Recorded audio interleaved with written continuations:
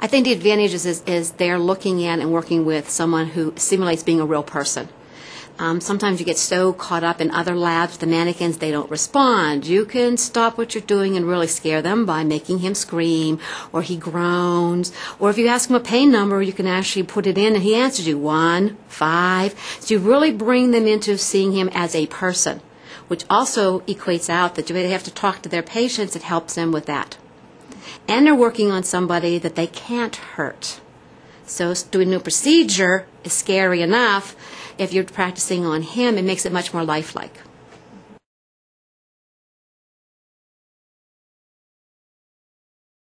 It's changed it in that I now have a person who I can set up the way I want it to be. I don't have to give as much verbal because I can say, okay, assess this patient and tell me what you found. And work them through a scenario. We've done it with our new graduate nurses. We put them through critical thinking, respiratory, and we bring them down, and we give them education first, go over what they need to look for, and then bring them back here and set them up with the patient. They're talking and they're going everything, and all of a sudden I put the monitor into VTAC. What are you going to do?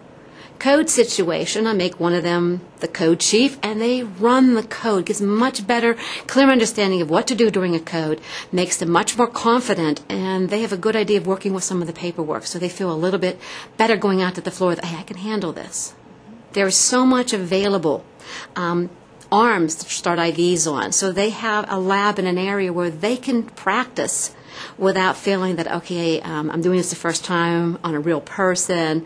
And it's all kind of different scenarios we can set up. That's the other thing. We can set up so many different scenarios and so many different things. I've seen him dressed in trauma, in the cloth. I've seen him in a wheelchair going up to the roof. He goes on trips.